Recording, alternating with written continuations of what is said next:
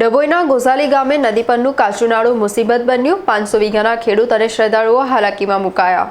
ડભોઈ તાલુકાના ઐતિહાસિક અને ધાર્મિક મહત્વ ધરાવતા ગોઝાલી ગામેથી પસાર થતી નદી પર આવેલું કાચું નાળું સ્થાનિક ખેડૂતો અને શ્રદ્ધાળુઓ માટે માથાનો દુખાવો બની ગયું છે। તંત્રની ઉદાસીનતાને કારણે ગ્રામજનોએ સ્વખર્ચે અને શ્રમદાનથી આ કાચું નાળું બનાવ્યું હતું, પરંતુ ચોમાસું શરૂ થતાં જ તેમની મુશ્કેલીઓમાં ભારે વધારો થયો છે। નદીમાં પાણીનું સ્તર વધતા નાળું ગમે ત્યારે ધોવાઈ જવાની ભીતિ છે।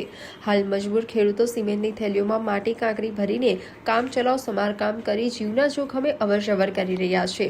ગોઝાલી ગામે આસ્થાનું કેન્દ્ર એવું પ્રાચીન શ્રી સંગમેશ્વર મહાદેવ મંદિર આવેલું છે, જ્યાં જિલ્લાભરમાંથી ભક્તો આવે છે। આ ઉપરાંત નદી સામે કિનારે ખેડૂતોને આશરે 500 વીઘા ખેતીની જમીન આવેલી છે। મંદિરે જવા તેમજ ખેતીકામ, ખાતર અને પાકની હેરફેર માટે આ નાળું જ એકમાત્ર રસ્તો છે।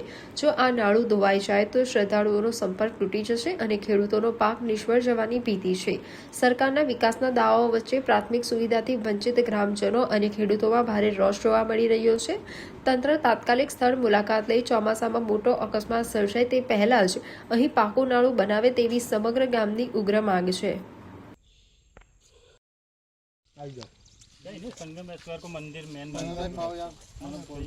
वो आयु कमल ना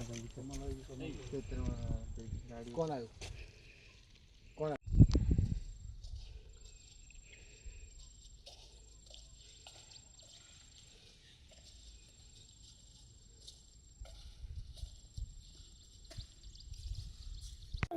तो तबियत नरम से बोलायो नहीं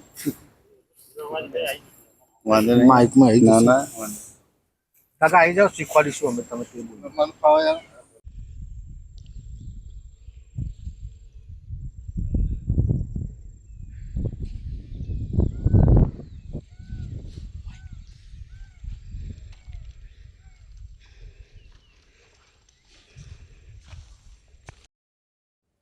શું તકલીફ આ ગોઝાલી ગામના મંદિર સંગમમાં જવાનું છે રસ્તો। આ રસ્તો તૂટી ગયો છે। આ બનાવવાની નાળાની માંગ છે અમારી ગોઝાલી ગામ। હમણાં કયું નારું છે? આ દેવ નદી નાળો, એટલે હમણાં કેવું નારું છે? પાકું કાચું? કાચું કાચું નાળો। આ કોણે બનાવેલું કાચું? એ અમે જાતે જ બનાવ્યા હતા, ખેડૂત ભેગા થઈને બનાવ્યા હતા। આ નાળો પાકો કરવાની અમારી માંગ છે। કેટલા વીંગા ખેતર આવ્યું છે? આ 15 વીઘા ખેતર છે। આગળના પર પાછો ભગવાનજીનું મંદિર છે, શંકર ભગવાનનું। તો નાળા જવાનું, આ નાળાથી રસ્તા જવાય છે। અમારે તો જવા આવવાનું તકલીફ પડે છે। વરસાદ પાણી વધારે આવે તો શું કેવી રીતે જાવ તમે? ચાલતા જ જવાય જ નહીં થઈ અહીં પાણી હોય તો પાછા જવું પડી ગયા।